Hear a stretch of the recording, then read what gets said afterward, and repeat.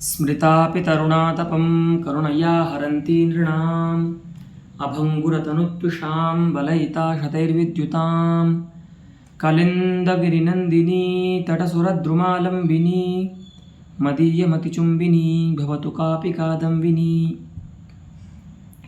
कल जो पाठ हुआ उसमें हमने काव्य लक्षण के जो पंडितराज के 3 परिष्कार हैं उनमें से 2 परिष्कार को जाना, जिसमें प्रथम परिष्कार यह था कि ज्ञान पद का त्याग करके जो भावना पद का निवेश किया है उसका क्या प्रयोजन है।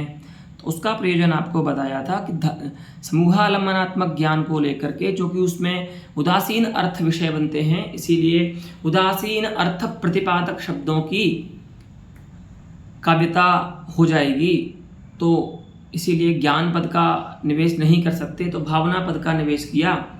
भावना पद में भी उस प्रकार के जो धारावाहिक ज्ञान है उसी को भावना बोल रहे हैं यहाँ पर। उस भावना के निवेश करने पर भी भावना में भी कदाचित उदासीन अर्थ की जो व्यक्ति है वो हो सकती है, उपस्थिति हो सकती है। तो फिर द्वितीय लक्षण उन्होंने किया, यत् प्रतिपादिता अर्थ विषयक भावनात्वं चमत्कारजनकतावच्छेदकं तत्वं नाम काव्यत्वं। तो यहाँ पर जो यत् पद है वह शब्द का परामर्शक है, माने शब्द यत् शब्द प्रतिपादितार्थ विषयक भावनात्वं चमत्कारजनकतावच्छेदकं तत्वं।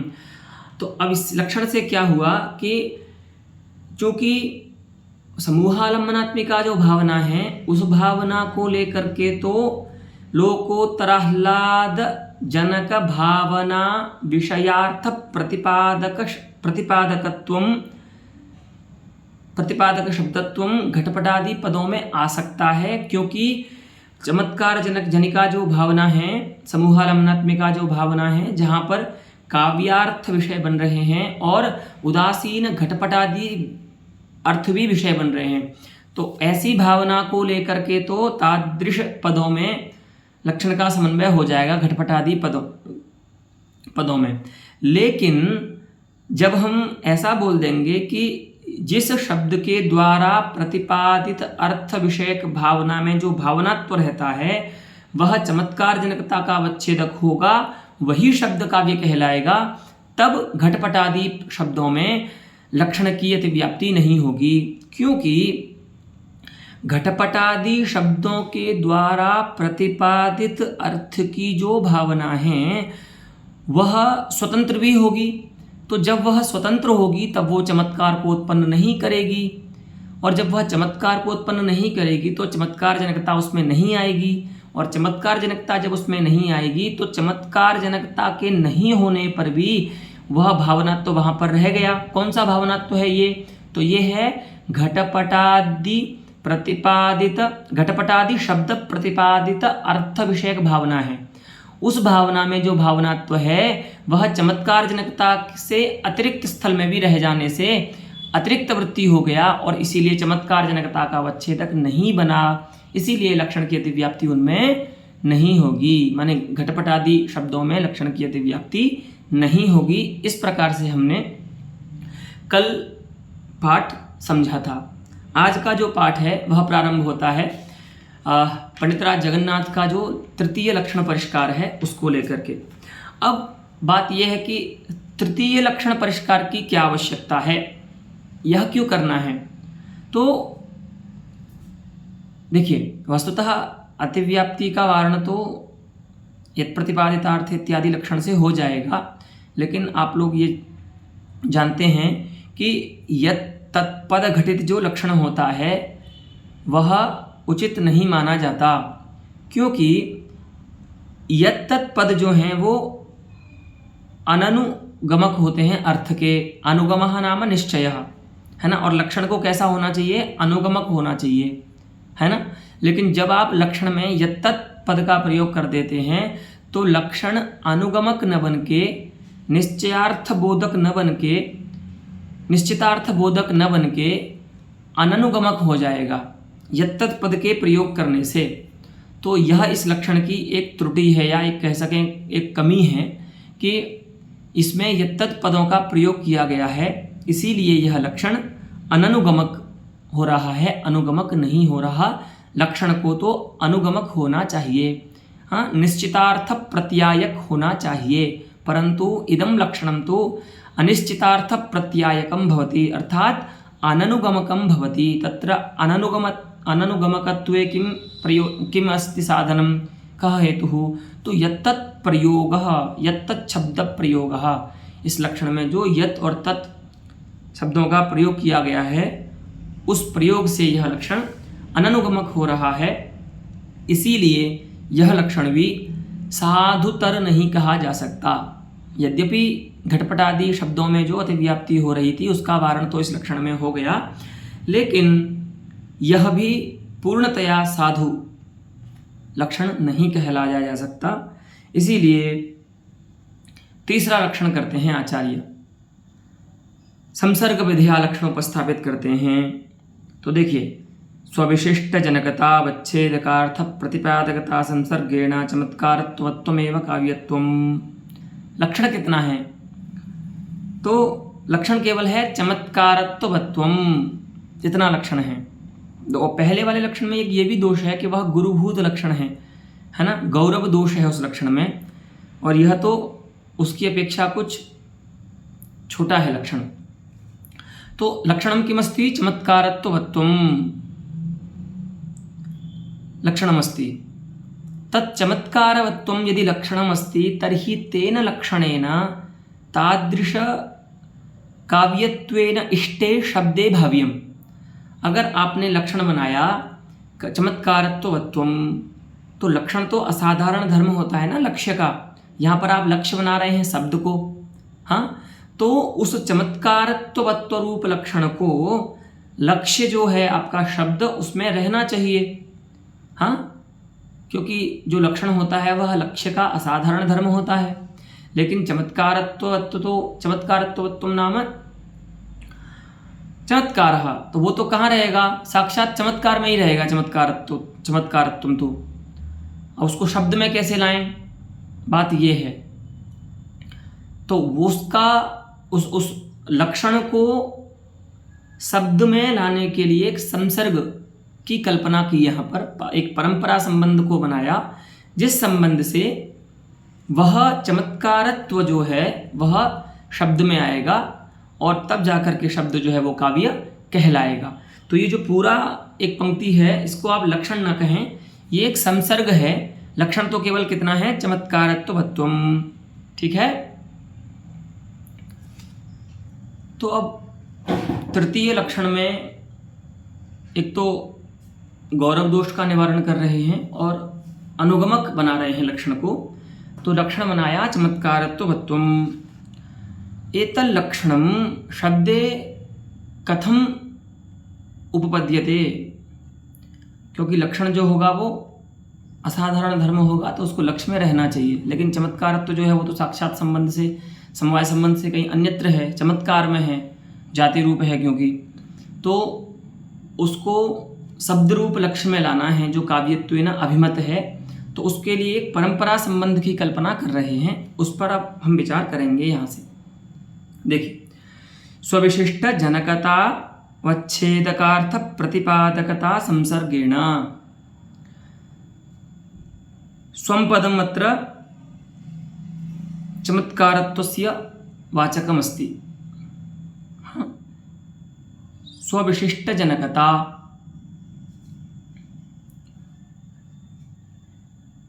चमत्कारत्व विशिष्टः यह चमत्कारः,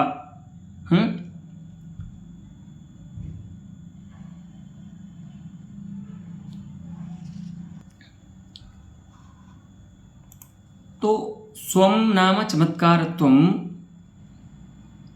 तद्विशिष्टः समवाय संबंधेन तद्वैशिष्ट्यमायाति चमत्कारे। तो तद्विशिष्टः चमत्कारः तन्निरूपित जनकता, अर्थात चमत्कारत्व विशिष्ट चमत्कारनिष्ठ जन्यता निरूपित जनकता, ठीक है, ऐसे अर्थ करेंगे। तो स्वविशिष्ट जनकता माने चमत्कार निरूपित जनकता, स्वविशिष्टो नाम चमत्कारः, क्योंकि स्वं पदार्थः चमत्कारत्वम, उसका वैशिष्ट समवाय संबंध से आएगा चमत्कार में। तो स्वविशिष्टो नाम चमत्कारः तन्निरूपिताया जनकता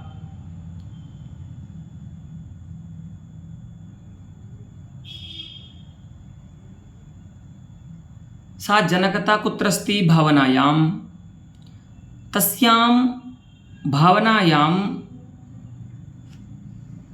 तस्याः जनकतायाः अवच्छेदकः धर्मः कः। उस भावना का अवच्छेदक धर्म क्या है, तो उसमें भावनात्व भी है और निरूपकत्व संबंध से उसमें अर्थ भी रहेगा, विषय जो है वो भी रहेगा, क्योंकि ज्ञान, भावना, इच्छा और कृति ये सविषयक पदार्थ हैं चार। तो अर्थ भी जो होते हैं, विषय जो होते हैं, वो निरूपकत्व संबंध से ज्ञान में रहेंगे, क्योंकि ज्ञान जो होता है वो निरूपक होता है विषयता का। तो निरूपकत्व संबंध से अर्थ जो है वो भावना में रहेगा, और भावना में ही क्या रहती है, चमत्कार निरूपित जनकता। अब देखिए, एक ही पदार्थ है भावना, उस भावना में दो पदार्थ रह रहे हैं, दो धर्म रह रहे हैं। एक तो है चमत्कार जनकता और दूसरा है निरूपकत्व संबंधेन अर्थ।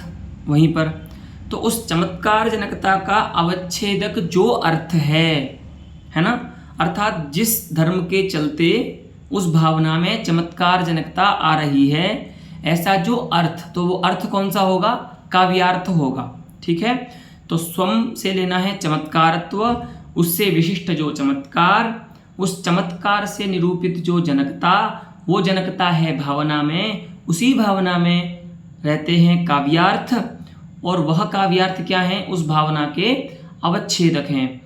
माने जहाँ जहाँ पर भी चमत्कार जनिका भावना होगी, वहाँ वहाँ पर वे काव्यार्थ रहेंगे उसमें, तभी जा करके वे चमत्कार जनकता के अवच्छेदक बन सकते हैं, क्योंकि अन्यूनातिरिक्त वृत्तिता उनकी होनी चाहिए चमत्कार जनकता के साथ।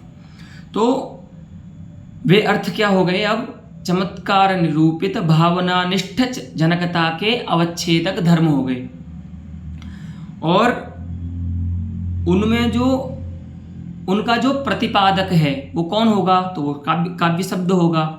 तो अब ये एक संबंध बना। देखिए, लक्षण आपने किया चमत्कारत्वम, उसको आपको कहाँ लाना है, शब्द में लाना है, तो शब्द काव्य शब्द तक आना पड़ेगा उसके लिए। देखिए, समन्वय करने का जो प्रकार है, तो अब इस संबंध की कल्पना कर रहे हैं जिससे चमत्कारत्व जो है वो शब्द में आ सके।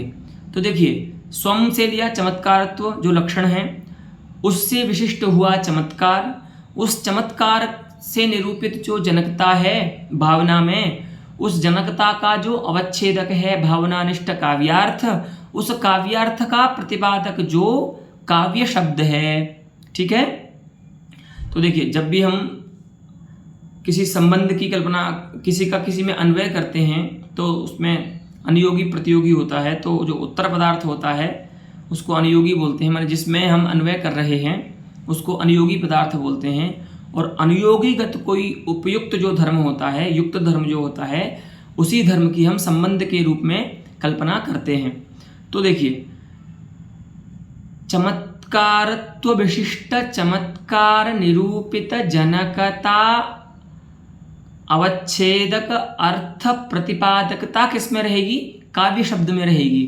तो इसी को बना दिया, अब क्योंकि काव्य शब्द अनुयोगी है, तो इसी को बना दिया यहाँ पर संबंध, कि इस संबंध से जो चमत्कारत्व वाला है, ठीक है, माने जहाँ पर चमत्कारत्व रहता है, ऐसे शब्द को हम काव्य कहेंगे।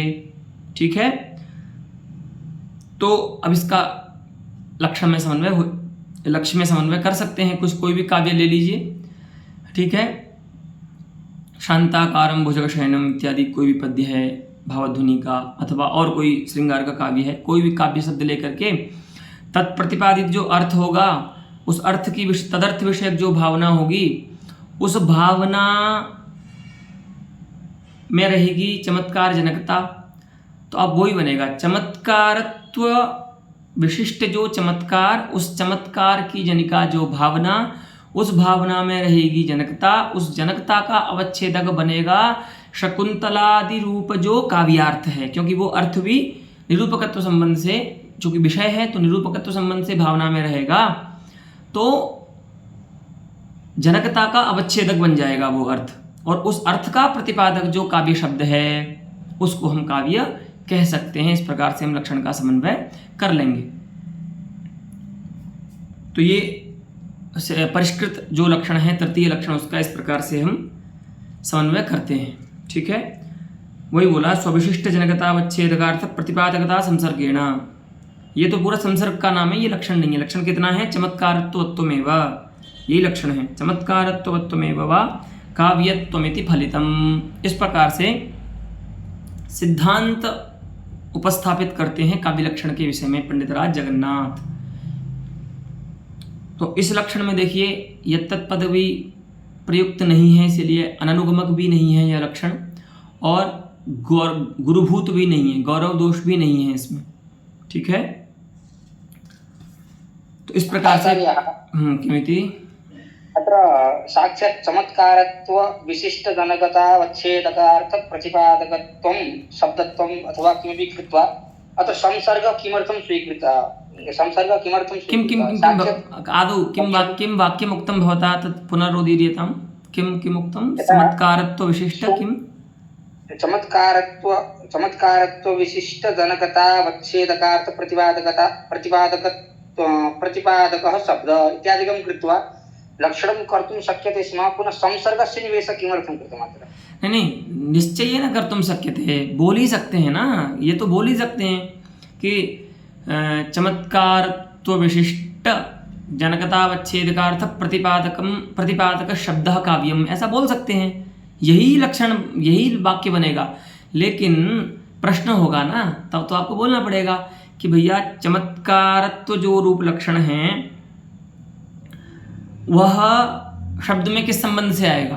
तो जब संसर्ग जिज्ञासा होगी तब तो, क्योंकि परंपरा संसर्ग है ये। चमत्कारत्व जो है वो समवाय संबंध से कहीं अन्यत्र रह रहा है, उसको आप लेकर के आ रहे हो शब्द में, तो अन्यत्र धर्म को अन्यत्र लेकर के आ रहे हैं जहाँ पर उसकी सत्ता नहीं है, तो परंपरा संबंध की कल्पना करनी होगी ना। तो संसर्ग जिज्ञासा जब किसी की होगी तब तो बोलना पड़ेगा ना।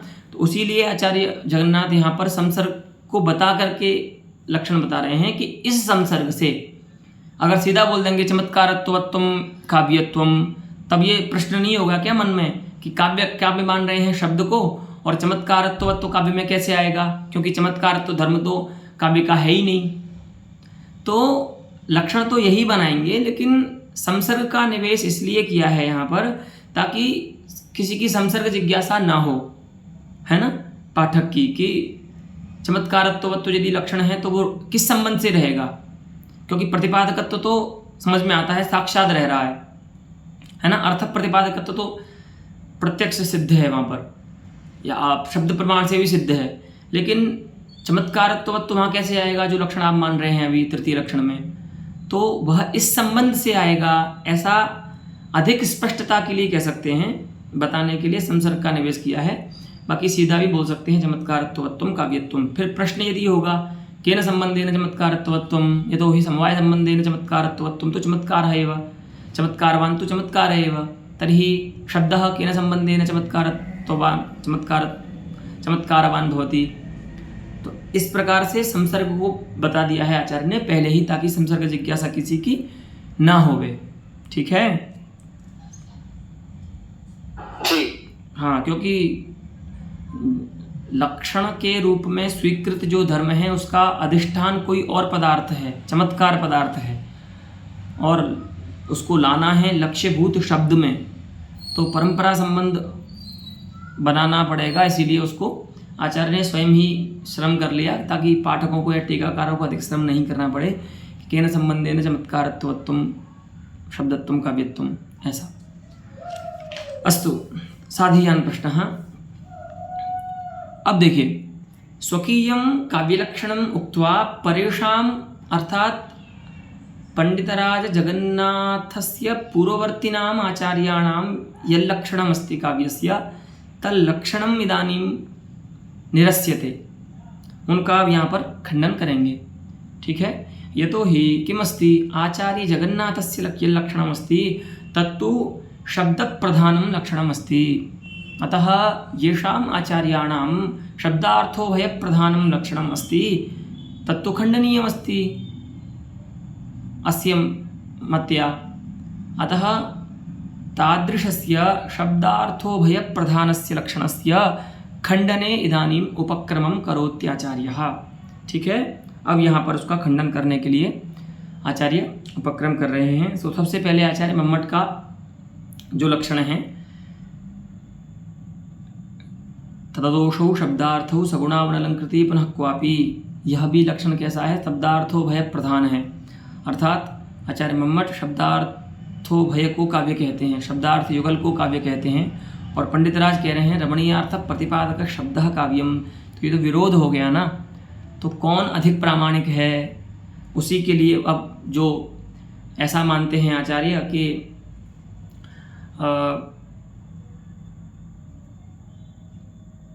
काव्य जो होता है वो शब्दार्थो भय प्रधान होता है, उनका खंडन यहाँ से कर रहे हैं। ठीक है, यत्तु प्रांचः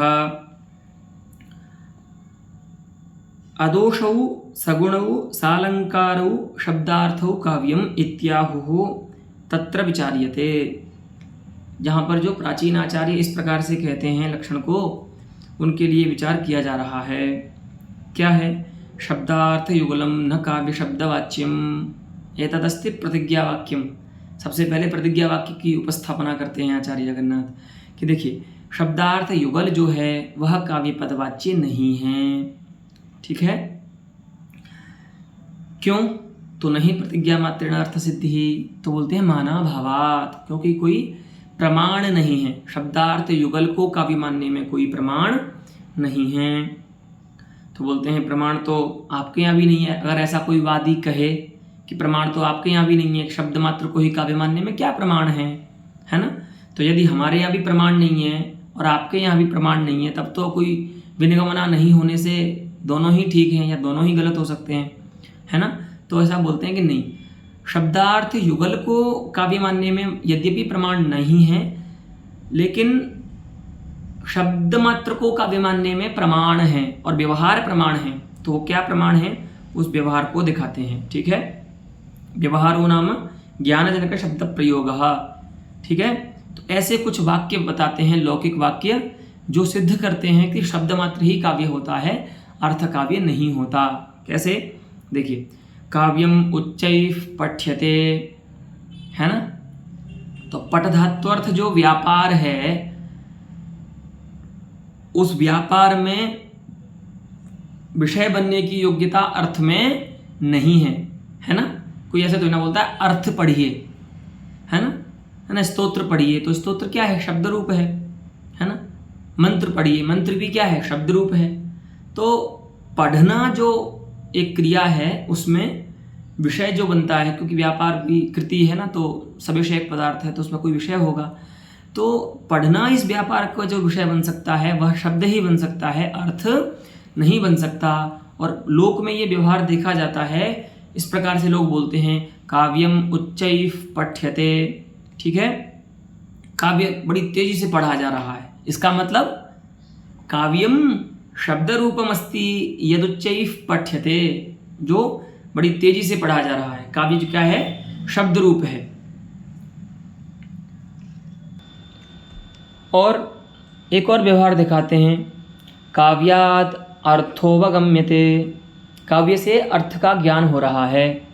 तो काव्य से अर्थ का ज्ञान हो रहा है, इसमें भी भेद प्रतीत हो रहा है कि काव्यम अन्यः पदार्थः अर्थश्च अन्यः, नहीं अर्थरूपम काव्यम भवति। काव्य जो है वो अर्थरूप नहीं होता है। तो ये द्वितीय व्यवहार हुआ। और एक और व्यवहार बताते हैं, काव्यम श्रुतम अर्थो न ज्ञातः। तो श्रवण का भी जो विषय है, श्रवण रूप जो व्यापार, करण नहीं व्यापार, तो सुनने की जो क्रिया है उसका भी विषय जो है वो शब्द ही बन सकता है। तो व्यवहार क्या हो रहा है, काव्यम श्रुतम, काव्य सुना, तो अर्थ को तो नहीं सुना जा सकता है। श्रावण प्रत्यक्ष विषयो न भवत्यर्थः स तु शब्द एव। श्रावण प्रत्यक्ष का विषय अर्थ तो नहीं हो सकता है, शब्द ही होगा। तो काव्यम श्रुतम अर्थो न ज्ञातः, ये एक ही व्यवहार है। काव्य सुना लेकिन अर्थ ज्ञान नहीं हुआ। जब कोई मेधावी कवि काव्य करता है और उसमें भी श्रीहर्ष जैसा कोई कवि हो, पंचनली प्रकरण में जिस प्रकार से वो सरस्वती से वाक्य कहलवा रहे हैं, तो वहाँ पर ये सहज व्यवहार हो सकता है कि काव्यम श्रुतम अर्थो न ज्ञातः। काव्य तो हमने ठीक ठाक सुना, पदक ज्ञान में तो कोई समस्या नहीं हुई, लेकिन अर्थ समझ में नहीं आया, अर्थो न ज्ञातः। तो इस प्रकार के जो विश्वजनीन व्यवहार हैं, देखिए कितना अच्छा प्रयोग है, विश्वजनीन व्यवहार, है ना। इस प्रकार से जो पूरे विश्व में व्यवहार होते हैं, उन व्यवहार से व्यवहारतः प्रत्युत शब्द विशेषस्यैव काव्य पदार्थत्व प्रतिपत्तेश्च। एक तो ये है कि प्रतिपत्तेश्च बोल रहे हैं ना, इसका मतलब ये द्वितीय हेतु है, समुच्चय करना है यहाँ पर किसी का। तो पहला हेतु क्या है खंडन करने में, कि शब्दार्थो भय को काव्य मानने में कोई प्रमाण नहीं है। दूसरी बात ये है, दूसरा हेतु ये है कि शब्द मात्र को काव्य मानने में इस प्रकार के व्यवहार प्रमाण हैं जो पूरे विश्व में हो रहे हैं। तो अनेन किम सिद्ध्यति यत् शब्दार्थो भयं न काव्यं प्रत्युत शब्दमात्रमेव काव्यम्। अस्तु, यतोहि तत्र प्रमाणाभावः अस्ति, तथा प्रयोगे अत्र तु विश्वजनीन व्यवहारः प्रामाण्यम अवसाययति निश्चाययति। यहाँ पर तो जो व्यवहार है वो प्रामाण्य का निश्चय कराता है कि शब्द मात्र ही काव्य है। ठीक है, अभी पूर्व पक्षी कह रहा है कि आपने जो व्यवहार बताए हैं वे तो लक्षणा से शब्द मात्र के लिए हो सकते हैं, है ना। कि देखिए, जहाँ पर किसी पद की शक्ति अभिधा समुदाय में होती है, युगल में होती है, वहाँ पर उनमें से किसी एक का बोध करना इष्ट हो तो लक्षणावृत्ति आएगी, क्योंकि शक्ति तो दोनों में है, दोनों अर्थों में है उस शब्द की। तो यदि उस शब्द से किसी एक अर्थ का बोध करना है तो वो लक्षणा से हो सकता है। तो यहाँ पर पूर्व पक्षी कह रहे हैं कि देखिए, आप काव्य शब्द का अर्थ केवल शब्द को मान रहे हैं तो मान सकते हैं, इसमें कोई विरोध नहीं है। तो माने इस प्रकार के जो व्यवहार होते हैं आपने जो बताए, काव्यम उच्चैः पठ्यते, काव्यम श्रुतम इत्यादि व्यवहार जो हैं वो लक्षणा से सिद्ध हो सकते हैं कि भैया काव्य शब्द की जो शक्ति है वो तो शब्दार्थो भय में है, शब्द और अर्थ दोनों को काव्य मानते हैं अभिधा से, और शब्द मात्र में जो काव्य पद का व्यवहार है वो लक्षणा से हो सकता है। तो कहते हैं नहीं, यह भी उचित नहीं है। देखिए, व्यवहारः शब्दमात्रे लक्षणया उपपादनीय इति चेत स्यादप्येवम्। यदि काव्य पदार्थतया पराभिमते शब्दार्थयुगले काव्य शब्द शक्तेः प्रमापकम दृढ़तरम किमपि प्रमाणम स्यात्। ठीक है, आप जो बोल रहे हैं कि इस प्रकार के व्यवहार लक्षणा से हो सकते हैं सिद्ध, तो इसमें तो कोई समस्या नहीं, क्योंकि व्यवहार का अपलाप तो नहीं कर सकता पूर्व पक्षी, व्यवहार तो होता है। तो लेकिन वो ये कहेगा कि ये जो व्यवहार है वो शाक्त व्यवहार नहीं है ना, अभिधावृत्ति का व्यवहार नहीं है, ये तो लक्षणिक व्यवहार है। तो ठीक है, ये मान सकते हैं, लेकिन ऐसा मानने के लिए आपको कोई ऐसा प्रमाण देना होगा जो यह सिद्ध करे कि काव्य पद की शक्ति शब्दार्थो भय में है। क्योंकि शक्तिग्राहक कितने हैं? 8 हैं। शक्तिग्रहम व्याकरणोपमान कोशाप्तवाक्याद व्यवहारतश्च वाक्यस्य शेषाद विवृतिर्वदन्ति सानिध्यतः सिद्धपदश्च वृद्धाः। इनमें से किसी भी शक्तिग्राहक के द्वारा यदि काव्य शब्द की शक्ति शब्दार्थो भय में कही गई हो तो आप ये कह सकते हैं कि इस प्रकार के जो माने काव्य शब्द का जो शब्द मात्र में प्रयोग है वह लाक्षणिक है, वह लक्षणा से किया गया है। क्योंकि ऐसे प्रयोग तो लोक में देखे जाते हैं कि जहाँ पर कोई शब्द समुदाय में अथवा युगल में शक्त है, उसकी शक्ति युगल में या समुदाय में है, और उससे किसी एक का बोध करना हो युगल में से किसी अन्यतर का बोध करना हो तो लक्षणावृत्ति आती है उस पद में, अभिधा से उसका बोध एक का नहीं हो सकता। तो ये तो ठीक बोला आपने, लेकिन उसके लिए पहले आपको ये बताना होगा कि काव्य पद की शक्ति शब्दार्थो भय में है, ऐसा कोई प्रमाण है क्या आपके पास? शक्ति ग्रह के जितने भी हैं उनमें से कोई प्रमाण है क्या? तो बोलते हैं जी हाँ। तदेवं तु न पश्यामः, ये पंडित राज बोल रहे हैं कि हम तो यही नहीं देख पा रहे हैं कि काव्य पद की शक्ति शब्दार्थो भय में है, ऐसा कोई दृढ़ प्रमापक नहीं है। ठीक है, तो पूर्व पक्षी कहेगा नहीं नहीं ऐसा कैसे बोल दिया आपने, है ना। आपने जो शक्ति ग्राहक बताए उनमें से आपने बताया वृद्धा, है ना, अर्थात जो आप्तवाक्य होता है वो भी आप्तवाक्यात् अपि शक्तिग्रहो भवति, शक्ति ही निश्चीयते शब्दस्य अर्थे। तो आपके लिए तो आप्त ही है ना, आपके तो वृद्ध हैं आचार्य मम्मट, तो उनके वचन को आप प्रमाण मानिए। वो कह रहे हैं ना शब्दार्थौ काव्यम, तो उनका जो वाक्य है वो आपके लिए प्रमाण हो जाएगा, क्योंकि वो आप्तवाक्य है और आप्तवाक्य से भी शक्ति का निश्चय करते हैं हम, शक्ति ग्रह करते हैं, शब्दों की शक्ति अर्थ में हम मानते हैं आप्तवाक्य से। तो आप मान लीजिए। तो देखिए ऐसा होता है कि जब वाद चलता है ना, वाद, तो वाद में वाद करने पर ये आप्त बुद्धि जो होती है किसी में भी किसी की, वो नहीं होनी चाहिए। क्योंकि मान लीजिए आप किसी के साथ वाद कर रहे हैं और वो आपसे बड़ा है या आपसे थोड़ा प्राचीन है, या तो आप वाद नहीं कर रहे तो अलग बात है, लेकिन जब आप वाद कर रहे हैं उसके साथ शास्त्रार्थ कर रहे हैं, उस समय यदि कोई उसकी युक्ति है और वह युक्ति उसके आप्त होने से यदि प्रमाण हो जाए, तब तो वाद की कोई आवश्यकता ही नहीं होगी, फिर तो विवाद ही नहीं होगा। तो जब वाद होता है, वादे प्रवर्तमाने आप्त बुद्धि ही न भवति कस्यचित् कस्मिंचित्, किसी की किसी में आप्त बुद्धि नहीं होती है। इसीलिए आचार्य बोलते हैं विमत वाक्यम तो अश्रद्धेयम एव, कि ये तो वादी का वाक्य है ना, विमत वाक्य है, ये हमारे लिए श्रद्धेय नहीं है। भाई हम जिनका खंडन कर रहे हैं उन्हीं के वाक्य को प्रमाण मान लें अगर हम, तब तो खंडनीय पक्ष ही नहीं बचेगा हमारा। तो वादी यदि हाँ उनसे अतिरिक्त कोई आचार्य ऐसा कहें तो कुछ बात है, लेकिन वो सब और जो भी मानते हैं वो सब वादी हैं इनके लिए, क्योंकि इन्होंने कहा है रमणीयार्थ प्रतिपादक शब्दः काव्यम। मान लीजिए भामा भी यही कहते हैं शब्दार्थौ सहितौ काव्यम, तो वो भी इनके लिए वादी हो जाएंगे।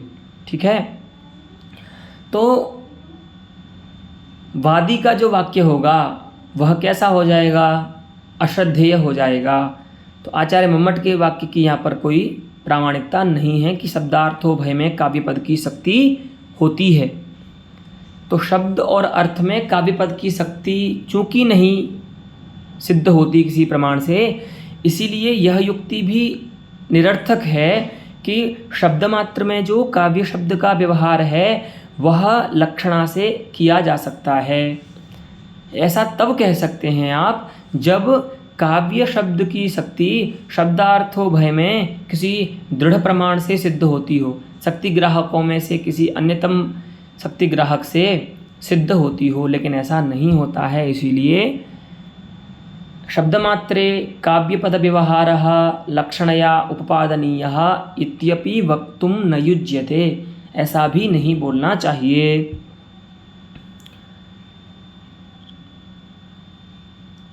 इत्थं च असति काव्यशब्दस्य शब्दार्थयुगलशक्तिग्राहके प्रमाणे प्रागुक्तत्वाद् व्यवहारतः शब्दविशेषे सिद्ध्यन्तीं शक्तिं को वा निवारयितुम् इष्टे। को वा निवारयितुं समर्थः, को वा निवारयितुम् ईहते, न कोपि। तो अब इन्होंने खंडन किया, उसके बाद फिर से अपने पक्ष का प्राबल्य दिखाते हैं कि इस प्रकार से अभी हमने जो प्रमाण दिए हैं, युक्ति दी है, उस युक्ति से असति काव्य शब्दस्य शब्दार्थ युगल शक्तिग्राहके। शब्दार्थ युगल में कोई भी शक्तिग्राहक प्रमाण नहीं है। असति, ऐसा होने पर माने कोई भी प्रमाण के द्वारा शक्तिग्राहक जो हैं उनमें से किसी भी शक्तिग्राहक के द्वारा काव्य पद की शक्ति शब्द और अर्थ में नहीं बताए जाने पर क्या होगा? प्रागुक्तत्वात्, जैसा कि हमने पहले बताया है, जो व्यवहार हमारे तो व्यवहार हैं प्रमाण, है ना, क्योंकि व्यवहार भी तो है।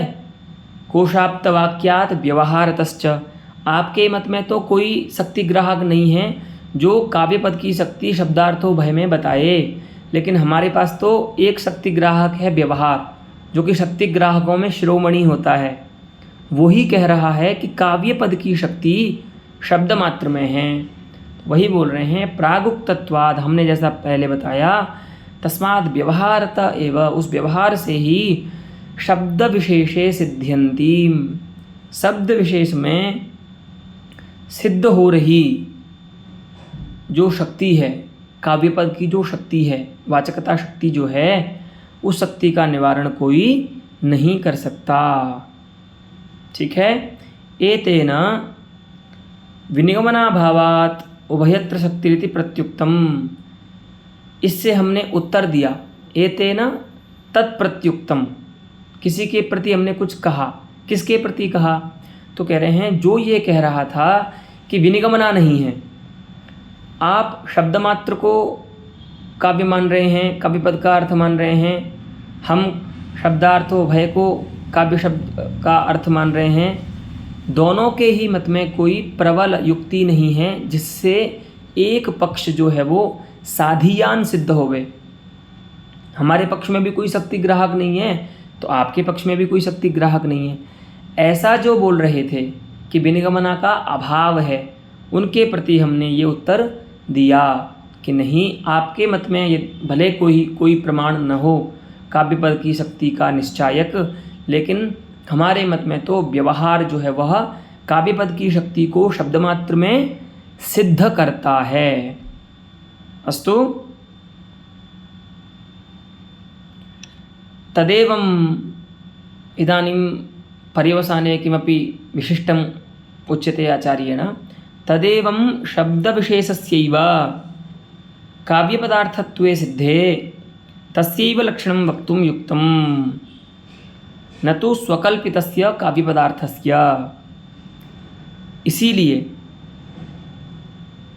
व्यवहारादि युक्तिभिः प्रतिपादितत्वात्, हमने चूँकि व्यवहारादियों से सिद्ध किया है, इस कारण से तदेवं शब्द विशेषस्यैव, शब्द मात्र की ही काव्य पदार्थता माननी चाहिए, काव्य पदवाच्यता माननी चाहिए, और वो सिद्ध है, हमने उसको सिद्ध किया है। तो शब्द विशेषस्यैव काव्य पदार्थत्वे सिद्धे, शब्द विशेष ही काव्य पदार्थ के रूप में सिद्ध हो जाने पर तस्यैव लक्षणं वक्तुं युक्तम, अर्थात शब्दात्मकस्यैव काव्यस्य लक्षणं वक्तुं युक्तम, उसी शब्द विशेष जो काव्य पदार्थ है उसी का लक्षण कहना उचित है। इसीलिए हमने अपना लक्षण बनाया है रमणीयार्थ प्रतिपादकः शब्दः काव्यम, क्योंकि व्यवहार प्रमाण से ये सिद्ध होता है कि काव्य पद की शक्ति जो है वो शब्द मात्र में है, न तो स्वकल्पितस्य काव्य पदार्थस्य। ऐसा नहीं होना चाहिए कि आपने अपने मन से ही बिना किसी शक्तिग्राहक प्रमाण के अपने मन से ही काव्य पद का कोई वाच्यार्थ मान लिया और उस अर्थ को मान करके काव्य का लक्षण बनाने लग गए। ऐसा नहीं करना चाहिए।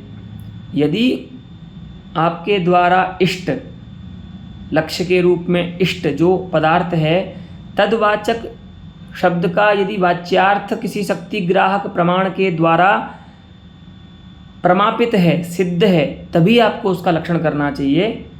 उससे पहले उस प्रकार का लक्षण करना अनुचित है, ऐसा इन्होंने यहाँ पर बोला है। एतदेव इदानीं भवतु लक्षणं पाठः। एतदग्रे आचार्यः सोक्तं दृढयितुं वक्ष्यति। कि शब्द प्रधान ही अन्य शास्त्र भी देखे गए हैं, तो काव्य को भी शब्द प्रधान ही मानना चाहिए। इस प्रकार से अन्य युक्तियों से भी जो अपना मत है, माने शब्द प्रधानम काव्यम भवति, इस मत को आचार्य आगे सिद्ध करेंगे। आज इतना ही पाठ रखते हैं। इसका जो आगे की युक्तियां हैं जो शब्द प्रधान काव्य में को मानने में, उनको हम अगले पाठ में समझेंगे।